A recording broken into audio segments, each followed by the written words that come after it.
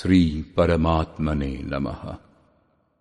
যথার্থ গীতা, শ্রীমদ্ ভগবত গীতা, অথ সপ্তদশ অধ্যায়।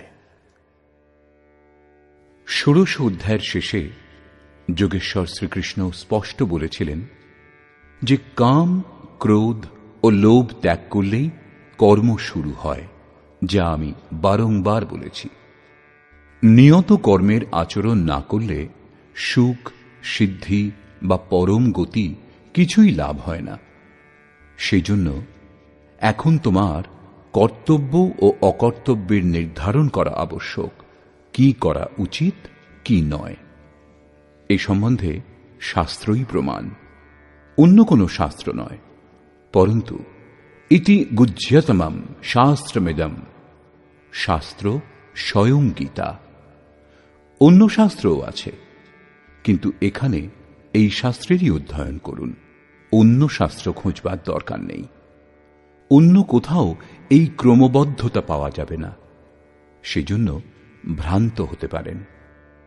এই প্রসঙ্গে অর্জুন জিজ্ঞাসা করলেন যে, ভগবান, যে ব্যক্তিগণ শাস্ত্রবিধি পরিত্যাগ করে পরিপূর্ণ শ্রদ্ধার সঙ্গে যুক্ত হয়ে যজন্তে অর্থাৎ যজ্ঞ করেন, তাঁদের কিরূপ গতি হয়? তাদের সেই নিষ্ঠা সাত্ত্বিক, রাজসিক অথবা তামসিক। কারণ অর্জুন আগে শুনেছিলেন যে সাত্ত্বিক, রাজসিক অথবা তামসিক যাই হোক, যতক্ষণ গুণ বিদ্যমান ততক্ষণ কোনো না কোনো যোনিতে জন্মগ্রহণ করতেই হয়। সেই জন্য প্রস্তুত অধ্যায়ের শুরুতেই তিনি জিজ্ঞাসা করলেন, অর্জুন উবাচ,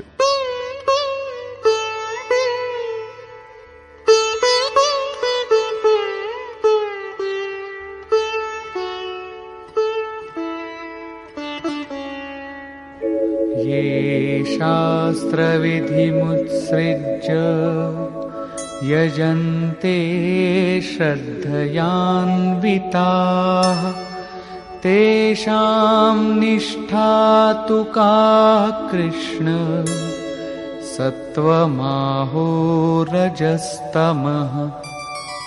হে কৃষ্ণ, যারা শাস্ত্রীয় বিধি পরিত্যাগ করে শ্রদ্ধাপূর্বক পূজা করেন, তাদের গতি কি হয়? তাদের সেই নিষ্ঠা সাত্ত্বিক, রাজসিক নাকি তামসিক? দেবতা, যক্ষ, ভূত সকলেই যজ্ঞের অন্তর্ভুক্ত। শ্রী ভগবান উবাচ,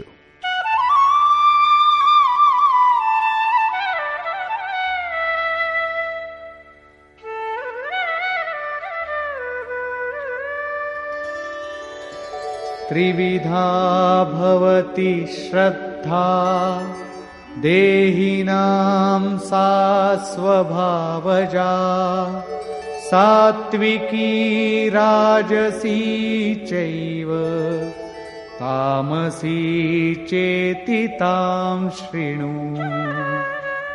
দ্বিতীয় অধ্যায়ে যোগেশ্বর বলেছিলেন, অর্জুন, এই যোগ সাধনাতে নির্ধারিত ক্রিয়া একটাই।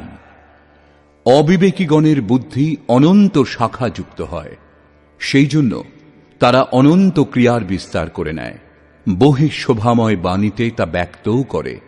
যাদের চিত্ত সেই সকল বাক্যে বিমুগ্ধ, অর্জুন, তাদের বুদ্ধি নাশ হয়ে যায়, কিছু লাভ করতে পারে না। তারই পুনরাবৃত্তি এখানেও হয়েছে। শাস্ত্রবিধি মুৎসৃজ্য, যারা শাস্ত্রবিধি ত্যাগ করে ভজনা করে, তাদের শ্রদ্ধা তিন প্রকারের হয়। এই প্রসঙ্গে শ্রীকৃষ্ণ বলছেন, মানুষের স্বভাবজাত শ্রদ্ধাও তিন প্রকার, সাত্ত্বিক, রাজসিক ও তামসিক। এই বিষয়ে তুমি আমার কাছে শোনো। মানুষের হৃদয়ে এই শ্রদ্ধা নিরন্তর বিদ্যমান।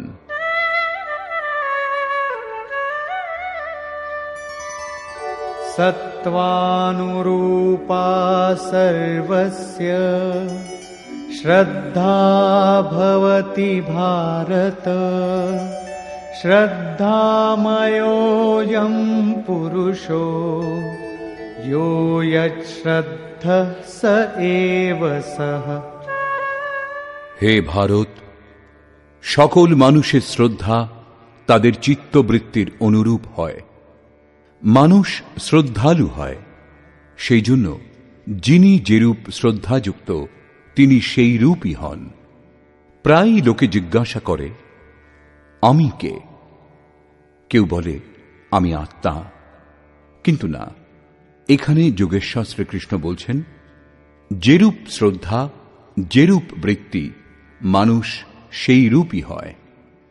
গীতা হল যোগ দর্শন। মহর্ষি পতঞ্জলিও যোগী ছিলেন। তাঁর যোগ দর্শন গ্রন্থটি একটি যোগ বিষয়ক শাস্ত্র গ্রন্থ। যোগ কি তিনি এ সম্বন্ধে বলেছেন, যোগশ্চিত্তবৃত্তি নিরোধ, চিত্তবৃত্তি সমূহকে সর্বপ্রকারে নিরুদ্ধ করাকেই যোগ বলে। কেউ পরিশ্রম করে রোধ করে নিলে তাতে লাভ কি? তদা দ্রষ্টুঃ স্বরূপেব স্থানম, সেই সময় এই দ্রষ্টা জীবাত্মা নিজের শাশ্বত স্বরূপে স্থিত হন। দ্রষ্টা হবার পূর্বে তিনি কি মলিন ছিলেন? পতঞ্জলি বলেছেন, বৃত্তি সারূপ্যমিতরত্র, অন্য সময় যেরূপ বৃত্তির রূপ হয় সেই রূপই সেই দ্রষ্টা হন। এখানে যোগেশ্বর শ্রীকৃষ্ণ বলছেন, মানুষ শ্রদ্ধাবান, শ্রদ্ধায় ওতপ্রোত। এক কথায় শ্রদ্ধা জ্ঞাপন মানুষের প্রকৃতিজাত, এবং যিনি যেরূপ শ্রদ্ধাযুক্ত তিনি সেই রূপই হন। যেরূপ বৃত্তি, মানুষ সেই রূপই হয়। এখানে শ্রদ্ধার তিনটি ভেদ বলছেন।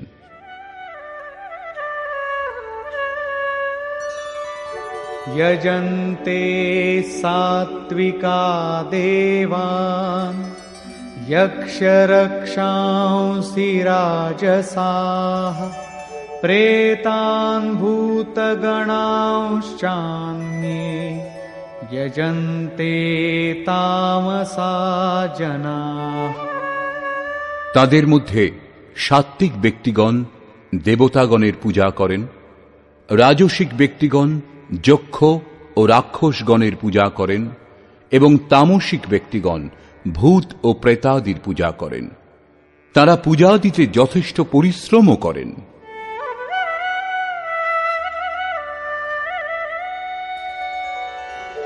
अशास्त्रविहितं घोरं तप्यन्ते ये तपो जनाः दम्भाहङ्कारसंयुक्ताः कामरागबलान्विताः। সেই ব্যক্তিগণ শাস্ত্র বিরুদ্ধ ঘোর কল্পিত তপস্যার অনুষ্ঠান করে, দম্ভ ও অহংকার যুক্ত, কামনা ও আসক্তিকৃত বলান্বিত হয়ে ওঠে। कर्षयन्तः शरीरस्थं भूतग्राममचेतसः मां चैवान्तः शरीरस्थं तान् विद्यासुरनिश्चयान्। তারা দেহরূপে স্থিত ভূত সমুদায়কে এবং অন্তঃকরণ স্থিত আমাকে, অন্তর্যামীকে কৃশ করে, অর্থাৎ দুর্বল করে। আত্মা প্রকৃতিতে আকৃষ্ট হয়ে বিকার সমূহ দ্বারা দুর্বল ও যোগ্য সাধনা দ্বারা সবল হয়। সেই অবিবেকীগণ অজ্ঞানীগণকে আসুরিক বুদ্ধি বিশিষ্ট বলে জানবে, অর্থাৎ তারা সকলেই অসুর। প্রশ্নটি এখানেই সম্পূর্ণ হল। শাস্ত্রবিধি ত্যাগ করে সাত্ত্বিক ব্যক্তিগণ দেবতাগণের পূজা, রাজসিক ব্যক্তিগণ যক্ষ ও রাক্ষসগণের পূজা করেন, এবং তামসিক ব্যক্তিগণ ভূত প্রেতাদির পূজা করেন। কেবল পূজাই করেন না, ঘোর তপস্যার অনুষ্ঠান করেন। কিন্তু অর্জুন দেহরূপে স্থিত ভূতগণকে ও অন্তর্যামী রূপে অবস্থিত আমাকে, পরমাত্মাকে দুর্বল করেন। আমার থেকে দূরে সরে যান, ভজনা করেন না। তাদের তুমি অসুর বলে জানবে, অর্থাৎ দেবতাগণের পূজকগণও অসুর হয়। এর থেকে বেশি আর কেউ কি বলবে? অতএব এরা সকলেই যার অংশ মাত্র, সেই মূল এক পরমাত্মার ভজনা করুন। এই প্রসঙ্গের উপর পরম যোগেশ্বর শ্রীকৃষ্ণ বারংবার জোর দিয়েছেন।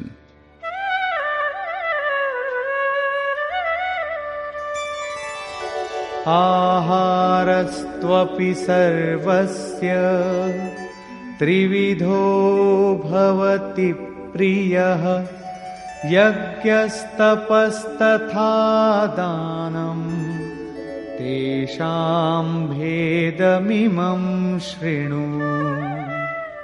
অর্জুন, যেরূপ শ্রদ্ধা 3 প্রকার হয়, সেইরূপ পূর্বোক্ত 3 প্রকার লোকের আহারও সত্তাদি গুণভেদে 3 প্রকার প্রিয় হয়, এবং সেইরূপ যজ্ঞ, দান ও তপস্যা 3 প্রকার হয়।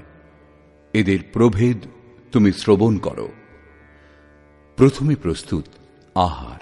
आयुः सत्त्वबलारोग्य सुखप्रीतिविवर्धनाः रस्याः स्निग्धा स्थिरा हृद्या आहाराः सात्विकप्रियाः। যে সকল আহার আয়ু, বুদ্ধি, বল, আরোগ্য, সুখ ও প্রীতি বৃদ্ধি করে এবং সরস, স্নিগ্ধ, পুষ্টিকর এবং মনোরম, সেইগুলি সাত্ত্বিক ব্যক্তিগণের প্রিয় হয়। যোগেশ্বর শ্রীকৃষ্ণের অনুসারে মনোরম, বল, আরোগ্য, বুদ্ধি এবং আয়ুবর্ধক আহার সাত্ত্বিক। সাত্ত্বিক আহার সাত্ত্বিক ব্যক্তিগণের প্রিয় হয়। এর থেকে স্পষ্ট হয় যে কোনো খাদ্য পদার্থই সাত্ত্বিক, রাজসিক অথবা তামসিক নয়। গ্রহণ কিভাবে করা হয় সেই অনুসারে সাত্ত্বিক, রাজসিক অথবা তামসিক হয়। দুধ সাত্ত্বিক নয়, পেঁয়াজ রাজসিক নয় এবং রসুনও তামসিক নয়। বল, বুদ্ধি, আরোগ্য এবং মনোরম খাদ্যের প্রসঙ্গে বলা ভালো, গোটা বিশ্বে নিজ নিজ প্রকৃতি, বাতাবরণ ও পরিস্থিতির অনুকূল বিবিধ খাদ্য সামগ্রী মানুষের প্রিয় হয়। যেমন বাঙালি ও মাদ্রাজের লোকেদের ভাত প্রিয় এবং পাঞ্জাবিরা রুটি পছন্দ করে। একদিকে আরববাসীরা দুম্বা, চীনারা ব্যাং, অন্যদিকে খুব শীতল প্রদেশে মাংস ছাড়া জীবন চলে না। রুশ ও মঙ্গোলিয়ার আদিবাসীগণ খাদ্যে ঘোড়ার প্রয়োগ করে। ইউরোপবাসীগণ গরু ও শূকর দুইই খায়। তবুও বিদ্যা, বুদ্ধি, বিকাশ এবং উন্নতিতে আমেরিকা ও ইউরোপবাসীগণ প্রথম শ্রেণীর বলে গণ্য হচ্ছে। গীতাশাস্ত্রের অনুসারে সরস, স্নিগ্ধ এবং পুষ্টিকর ভোজ্য পদার্থ সাত্ত্বিক হয়। দীর্ঘ আয়ু, অনুকূল, বল, বুদ্ধিবর্ধক, আরোগ্যবর্ধক পদার্থ সাত্ত্বিক হয়। যে ভোজ্য পদার্থে চিত্ত তৃপ্ত হয় সেই খাদ্যকে সাত্ত্বিক বলা হয়। অতএব কোনো খাদ্য পদার্থ কম বেশি করার প্রয়োজন নেই। পরিস্থিতি, পরিবেশ এবং দেশকালের অনুসারে যে খাদ্যবস্তু প্রিয় এবং জীবনে শক্তি প্রদান করে সেই খাদ্যবস্তুই সাত্ত্বিক। যারা ঘর পরিবার ত্যাগ করে কেবল ঈশ্বরের আরাধনাতে লিপ্ত, সন্ন্যাস আশ্রমে আছেন, তাদের জন্য মাংস, মদিরা ত্যায্য। কারণ অনুভবে দেখা গেছে যে এই সকল পদার্থ আধ্যাত্মিক মার্গের বিপরীত মনোভাব উৎপন্ন করতে সাহায্য করে। অতএব এই সমস্ত ব্যবহার করলে সাধন পথ থেকে ভ্রষ্ট হওয়ার সম্ভাবনা বেশি থাকে। যারা নির্জনে বাস করেন, বৈরাগ্য কামনা করেন, তাদের জন্য যোগেশ্বর শ্রীকৃষ্ণ ৬ষ্ঠ অধ্যায়ে এক খাদ্য তালিকা প্রস্তুত করেছেন। যুক্তাহার বিহারস্য, এটি মনে রেখে আচরণ করা উচিত। কট্বম ললবণাত্युष्ण तीक्ष्ण रूक्ष विदाहिनः आहारा राजसस्य यस्येष्टा दुःखशोकामयप्रदाः। যে সকল আহার দুঃখ, চিন্তা এবং রোগ সৃষ্টি করে এবং তিক্ত, অম্ল, অতি লবণাক্ত, অতি উষ্ণ, তীক্ষ্ণ, শুষ্ক এবং প্রদাহকর, সেইগুলি রাজসিকগণের প্রিয় হয়।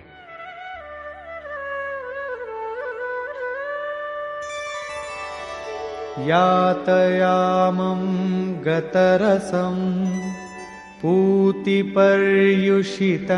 च यत् उच्छिष्टमपि चामेध्यं भोजनं तामसप्रियम्। যে খাদ্য এক প্রহর পূর্বে পাক করা হয়েছে, গতরসম, রসহীন, দুর্গন্ধময়, বাসি, উচ্ছিষ্ট এবং অপবিত্র, সেই আহার তামসিক ব্যক্তিগণের প্রিয় হয়। প্রশ্নটি এখানেই সম্পূর্ণ হল। এখন প্রস্তুত যজ্ঞ।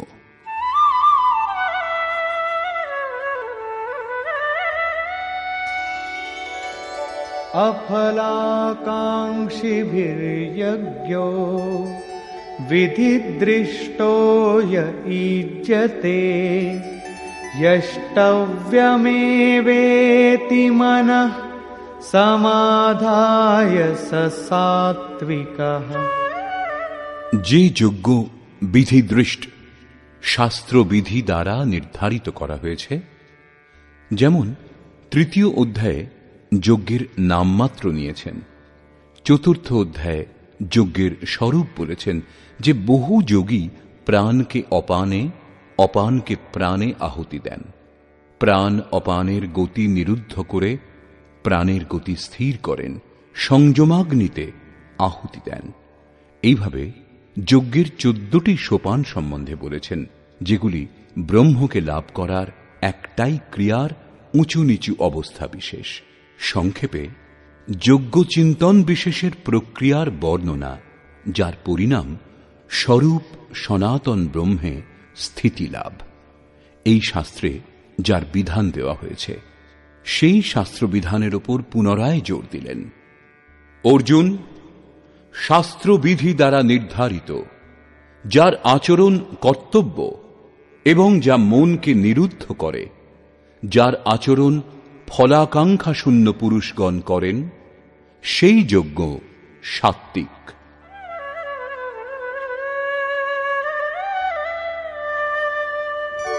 अभिसन्धाय तु फलं दम्भार्थमपि चैव यत् ईज्यते भरतश्रेष्ठ तं यज्ञं विद्धि राजसम्।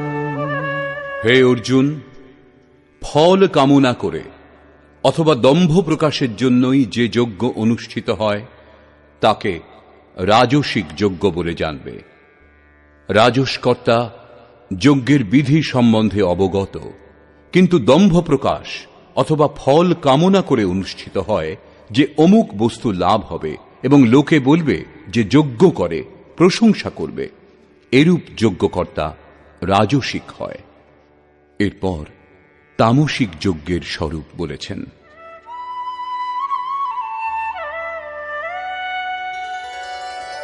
विधिहीनमसृष्टान्नं मन्त्रहीनमदक्षिणं श्रद्धाविरहितं यज्ञं तामसं परिचक्षते।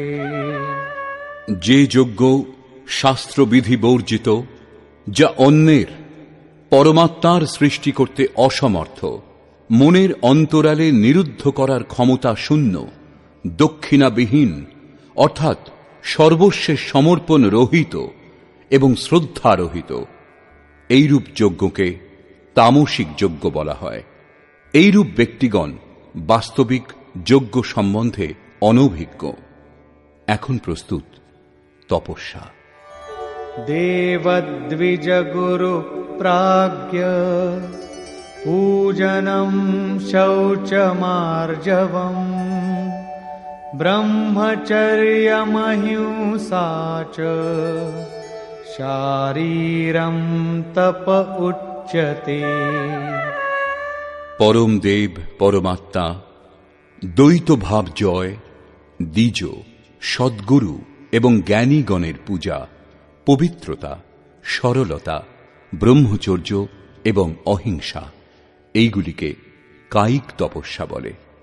দেহ সর্বদা বাসনা অভিমুখে ধাবিত। একে অন্তঃকরণের উপরোক্ত বৃত্তির অনুরূপ গড়ে তোলাই কায়িক তপস্যা। अनुद्वेगकरं वाक्यं सत्यं प्रियहितं च यत् स्वाध्यायाभ्यसनं चैव वाङ्मयं तप उच्यते। অনুদ্বেগকর, প্রিয়, হিতকর এবং সত্য বচন ও পরমাত্মায় স্থিতি প্রদান করে যে শাস্ত্রগুলি, সেই শাস্ত্র পাঠকে, নাম জপকে বাচিক তপস্যা বলে। বাণী বিষয়োন্মুখ বিচারগুলিকেও ব্যক্ত করে থাকে। সেদিক থেকে সংযম করে পরম সত্য পরমাত্মার চিন্তনে নিযুক্ত করাকে বাচিক তপস্যা বলে। এবার মানসিক তপস্যা।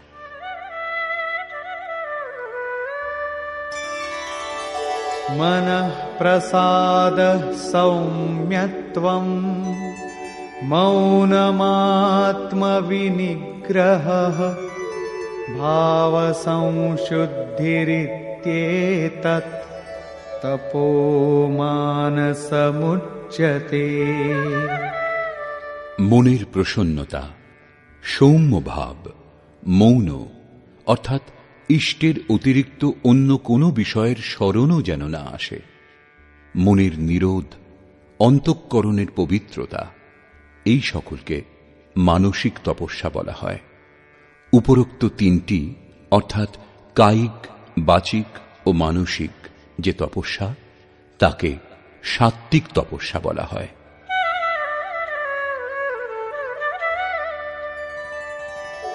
श्रद्धया परया तप्तं तपस्तत्त्रिविधं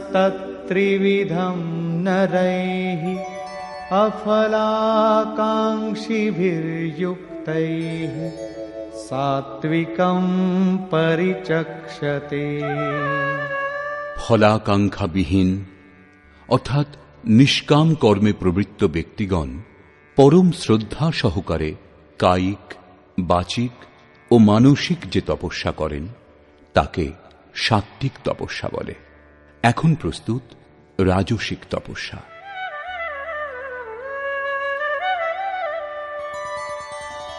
सत्कारमान पूजार्थं तपोदम्भेन चैव यत् क्रियते तदिह प्रोक्तं राजसं चलमध्रुवम्। সৎকার, সম্মান ও পূজা পাবার আশায় অথবা দম্ভপূর্বক যে তপস্যা করা হয়, সেই অনিশ্চিত এবং ক্ষণিক ফল বিশিষ্ট তপস্যাকে রাজসিক তপস্যা বলে। मूढग्राहेणात्मनो यत् पीडया क्रियते तपः परस्योत्सादनार्थं वा तत्तामसमुदाहृतम्।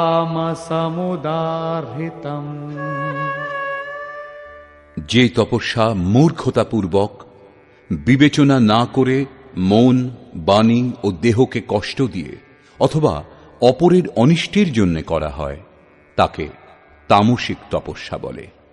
এইরূপ সাত্ত্বিক তপস্যাতে দেহ, মন ও বাণীকে ইষ্টের অনুরূপ তৈরি করা হয়। রাজসিক তপস্যাতেও ক্রিয়া সেই একই, কিন্তু দম্ভ, মান সম্মানের ইচ্ছা নিয়ে তপস্যা করেন। প্রায়ই মহাত্মাগণ গৃহত্যাগ করার পরেও এই বিকারের শিকার হন। তামসিক তপস্যা অবিধিপূর্বক সম্পাদন হয়, পরপীড়নের জন্য করা হয়। এখন প্রস্তুত দান। दातव्यमिति यद्दानम् दीयतेऽनुपकारिणे देशे काले च पात्रे च तद्दानं सात्विकं स्मृतम्। দান করা কর্তব্য।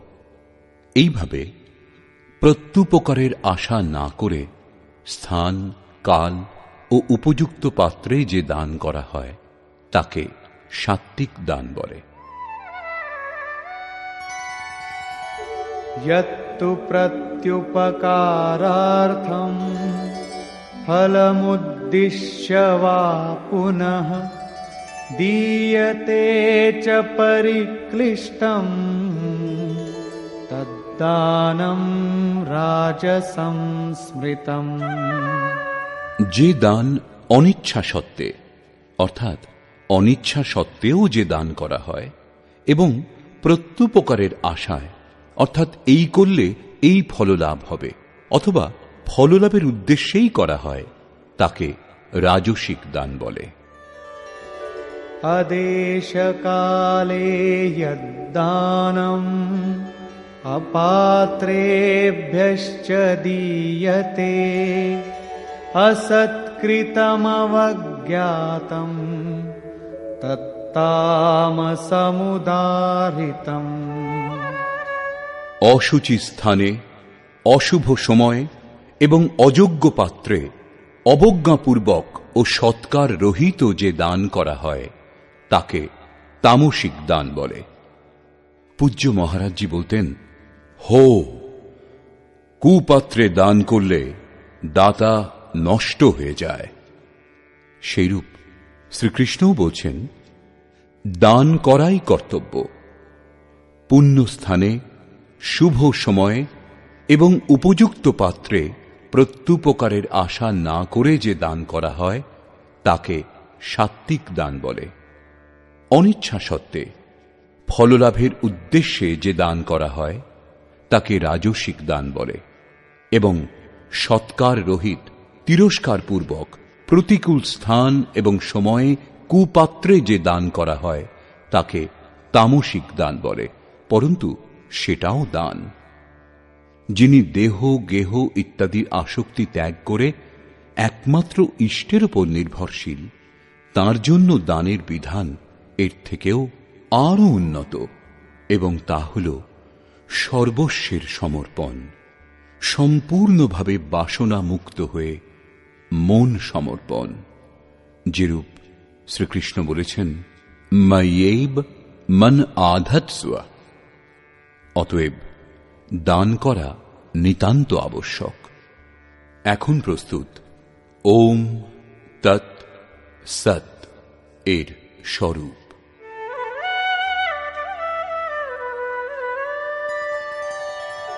ॐ तत्सदिति निर्देशो ब्रह्मणः स्त्रिविधः स्मृतः ब्राह्मणास्तेन वेदाश्च यज्ञाश्च विहिताः पुरा।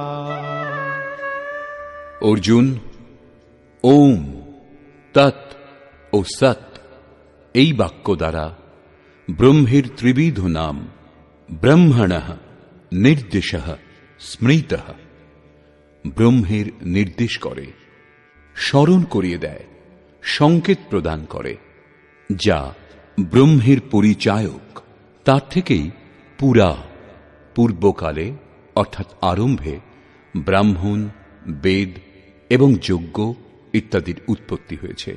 অর্থাৎ ব্রাহ্মণ, যজ্ঞ এবং বেদ ওম থেকেই উৎপন্ন হয়েছে। এগুলি যোগ উদ্ভূত। ওমের সতত চিন্তন দ্বারাই এদের উৎপত্তি হয়, আর কোনো পথ নেই।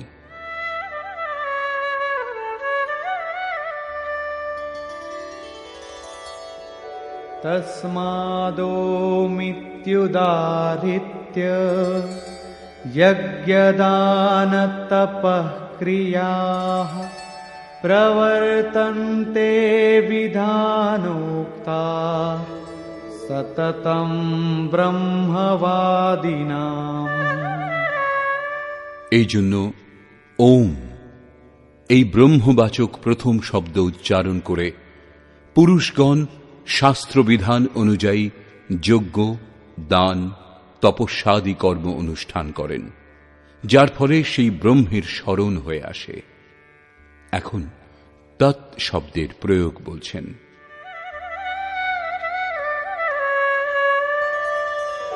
तदित्यनभिसन्धाय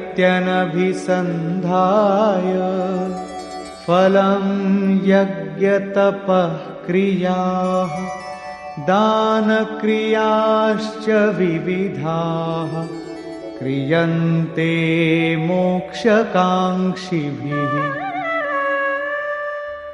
তৎ অর্থাৎ সেই পরমাত্মাই সর্বত্র ব্যাপ্ত।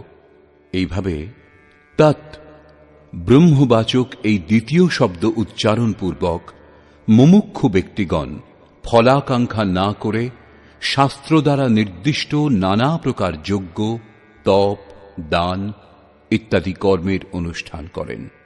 তৎ শব্দটি পরমাত্মার প্রতি সমর্পণ সূচক, অর্থাৎ ওম জপ করুন এবং যজ্ঞ, দান, তপ ইত্যাদি কর্ম তাঁর উপর নির্ভর হয়ে করে যান। এখন সতের প্রয়োগ সম্বন্ধে বলছেন।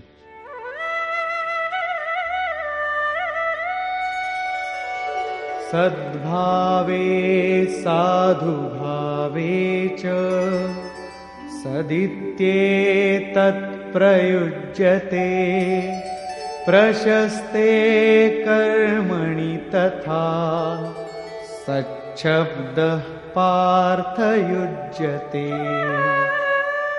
এবং সৎ। যোগেশ্বর বলছেন যে সৎ কি। গীতা শাস্ত্রের শুরুতেই অর্জুন বলেছিলেন কুলধর্মই শাশ্বত সত্য। তখন শ্রীকৃষ্ণ বলেছিলেন, অর্জুন, এই অজ্ঞান তোমার কোত্থেকে উৎপন্ন হল? সৎ বস্তুর তিন কালে অভাব নেই, তার বিনাশ সম্ভব নয়, এবং অসৎ বস্তুর তিন কালে অস্তিত্বই নেই, তাকে নিরস্ত করা যায় না। বস্তুত সেটি কোন বস্তু যার তিন কালে অভাব নেই? সেই অসৎ বস্তুই বা কি যার অস্তিত্ব নেই?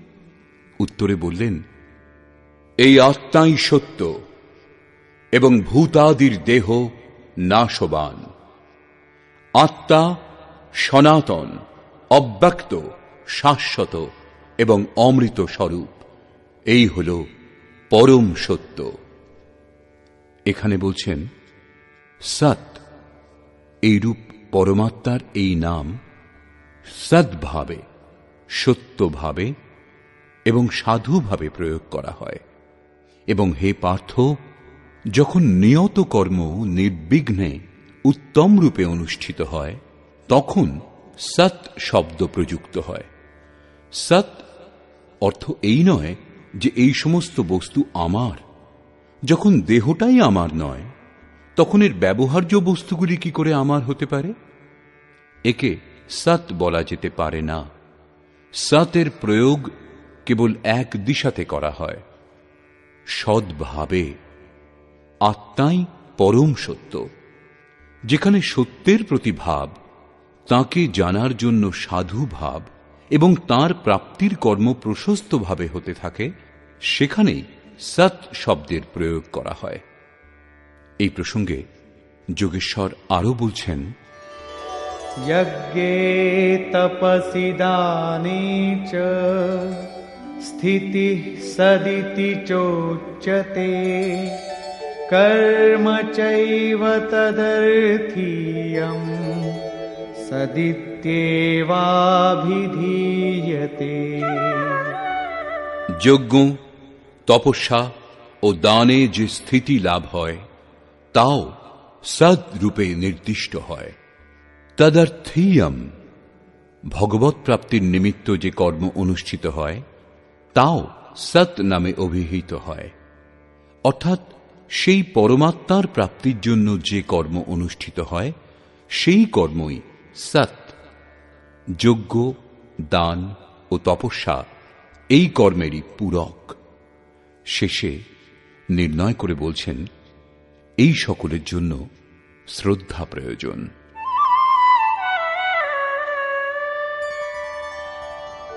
अश्रद्धया हुतं दत्तं तपस्तप्तं कृतं च यत् असदित्युच्यते पार्थ न च तत्प्रेत्य नो इह। হে পার্থ, শ্রদ্ধা শূন্য হয়ে যে যজ্ঞ, যে দান, যে তপস্যা অনুষ্ঠিত হয় এবং যা কিছু করা হয় তা অসৎ। এই সকল যজ্ঞাদি ইহলোকে এবং পরলোকে নিষ্ফল হয়। অতএব সমর্পণের সঙ্গে শ্রদ্ধা নিতান্ত আবশ্যক। নিষ্কর্ষ। অধ্যায়ের শুরুতেই অর্জুন প্রশ্ন করেছিলেন, ভগবান, যারা শাস্ত্রবিধি ত্যাগ করে এবং শ্রদ্ধাযুক্ত হয়ে যজ্ঞ করে, অর্থাৎ লোকে ভূত ভবানী অন্যান্যের পূজা করতেই থাকে, তাদের শ্রদ্ধা কিরূপ? সাত্ত্বিক, রাজসিক না তামসিক?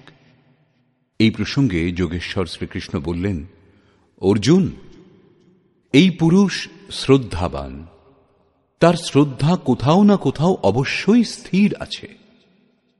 শ্রদ্ধা যেরূপ, পুরুষ সেই রূপ হয়।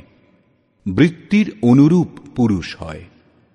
তাদের সেই শ্রদ্ধা সাত্ত্বিক, রাজসিক ও তামসিক এই তিন প্রকার হয়।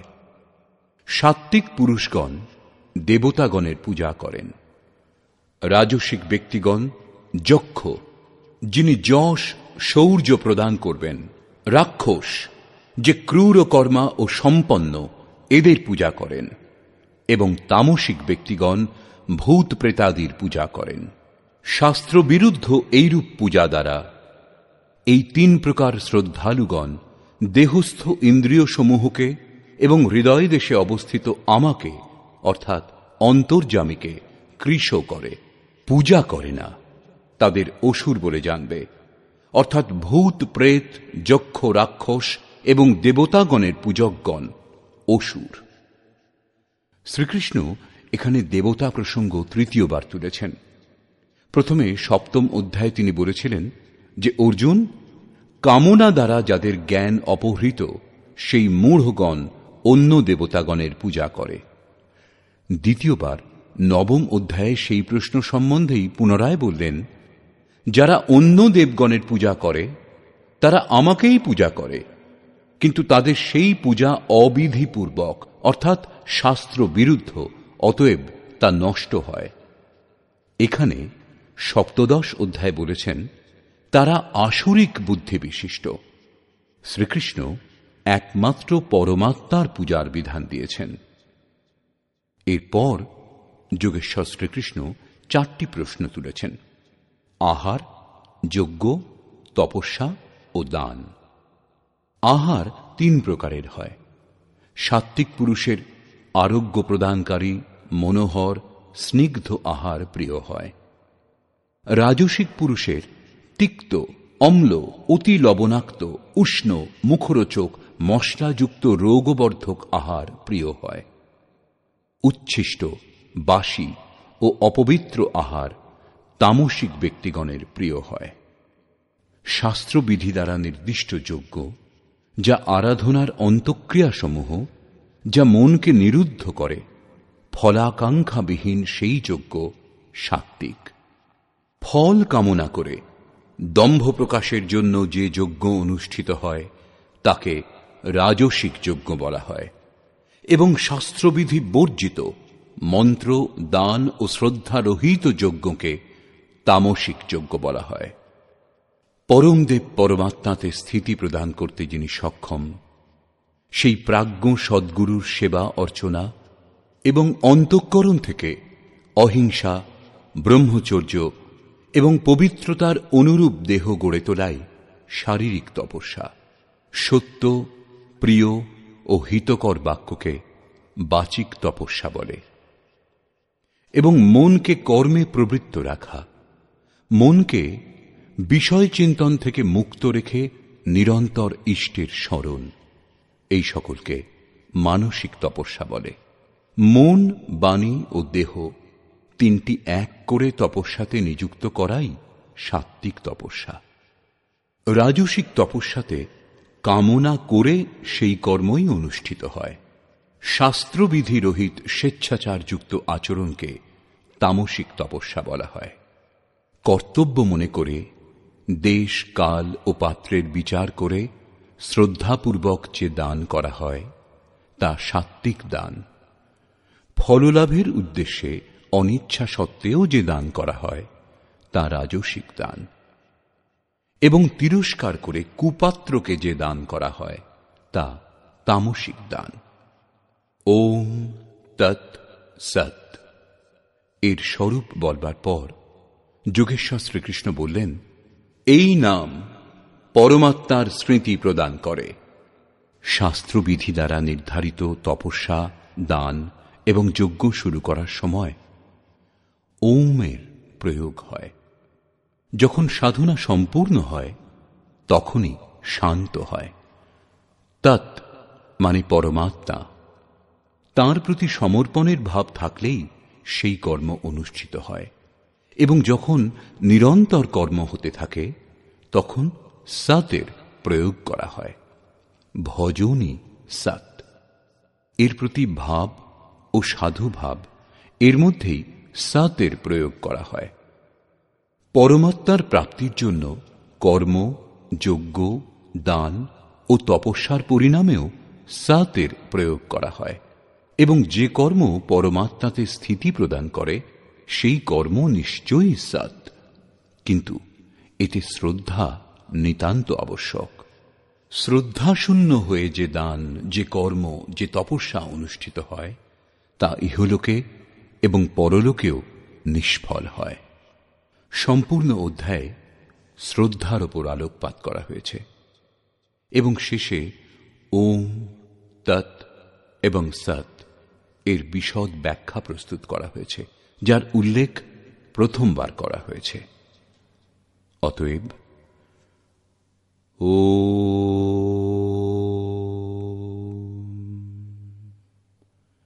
এই প্রকার শ্রীমদ্ ভগবদ্ গীতারূপী উপনিষদ এবং ব্রহ্মবিদ্যা তথা যোগশাস্ত্র বিষয়ক শ্রীকৃষ্ণ ও অর্জুনের সংবাদে ওম তৎসৎ শ্রদ্ধাত্রয় বিভাগ যোগ নামক ১৭ অধ্যায় পূর্ণ হল।